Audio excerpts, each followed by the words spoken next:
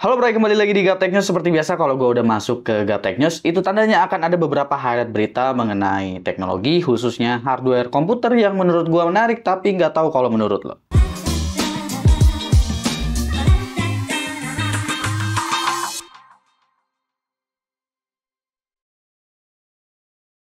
Oke, sebetulnya untuk highlight di Gaptek News kali ini tuh nggak banyak ya. Bahkan yang gue tebelin itu cuma dua. Ada dari Nvidia dan juga dari AMD. Yang pertama itu dari Nvidia, dan kabar-kabarnya penampakan dari RTX 5090 ini udah mulai kelihatan. Nggak cuma itu aja, penampakan RTX 5090 ini juga berada di sebuah factory atau di sebuah pabrik yang disinyalir pabriknya ini berada di Batam alias di Indonesia. Bocoran ini diambil dari seseorang yang mengupload video di Bilibili.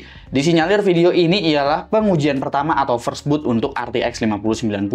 Jika diperhatikan, AIB ini berasal dari Zotac yang kabarnya menggunakan pabrik di Batam. Hal ini dirumorkan karena persoalan US dan juga China untuk urusan ekspor-impor gitulah. Tapi dari pihak Zotac ini udah melakukan klarifikasi bahwa video yang beredar itu bukanlah RTX 5090 melainkan RTX 4070 Ti Super Solid. Dan Zotac udah mengkonfirmasi bahwa video tersebut memang dilakukan pada fasilitas mereka yang berada di Indonesia. Jadi kemungkinan besar Zotac memang udah menyiapkan pabrik untuk memproduksi kartu grafis mereka di Indonesia ini, atau ada di Batam lebih tepatnya. Harga kartu grafis Zotac di Indonesia emang sejauh ini bisa dibilang yang paling murah. Dan meskipun Zotac saat ini juga udah didistribusikan oleh pemasok besar seperti Agres, kelihatannya Zotac masih bisa mempertahankan harga yang kompetitif. Bahkan garansinya juga naik menjadi 3 tahun khusus untuk yang didistribusikan oleh Agres. Selanjutnya ialah AMD yang bakalan rilis Ryzen 7 9800X3D pada tanggal 7 November 2024. Kalau berita yang satu ini sebetulnya udah bukan rumor lagi dan emang udah bisa dikonfirmasi. Informasi mengenai spesifikasinya udah mulai kelihatan sedikit demi sedikit karena untuk bocoran benchmarknya juga itu udah mulai ada. Nah, untuk clock speednya ini tuh kabar-kabarnya bakalan up to 5,7 GHz. Termasuk tinggi untuk CPU dengan 3D V-Cache. Bocoran benchmark Cinebench R23 juga udah mulai ada. Ini menunjukkan multicore dari 9800X3D yang ada di sekitaran 25 ribuan.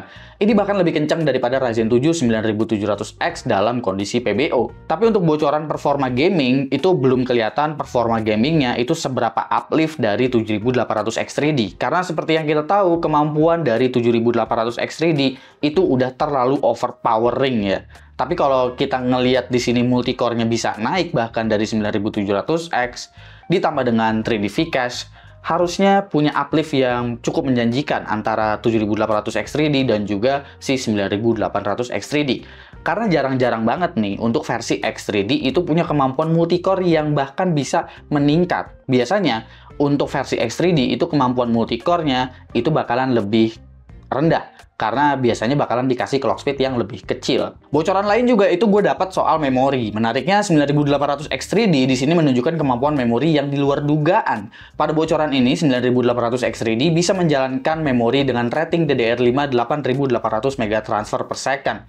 Bahkan Gigabyte juga udah mempersiapkan preset yang namanya X3D Turbo. Ini tentunya bakalan tersedia untuk BIOS motherboard AM5 mereka, yang diklaim ini mampu mengoptimalkan CPU X3D hingga 35%. Belum dijelaskan tuning seperti apa yang ada di dalam preset ini. Tapi ya jadi penasaran aja gitu, kira-kira 9800X3D ini bakalan menjanjikan apa enggak. Tapi ingat AMD, harganya juga jangan terlalu mahal nanti pas rilis. Selebihnya itu sebenarnya beritanya ya tipis-tipis aja lah. Ada dari Intel yang sebenarnya setelah gua ngupload video ini, besoknya juga kalian bakalan ngeliat untuk review dari Intel Core Ultra Series 2 itu seperti apa di platform desktop, karena reviewan gue juga udah selesai, tinggal nunggu tayangnya aja. Dan kalau kita ngecek-ngecek lagi di AMD, sebetulnya AMD juga mengeluarkan CPU terbaru untuk soket AM4 mereka.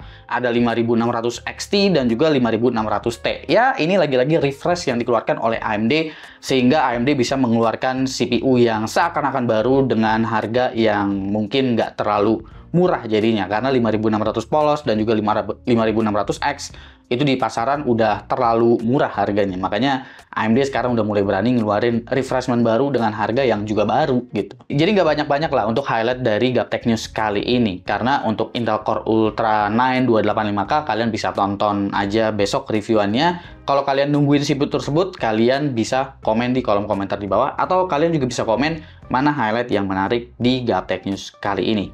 Jangan lupa subscribe, gue Suki, dan seperti biasa sampai jumpa di lain kesempatan.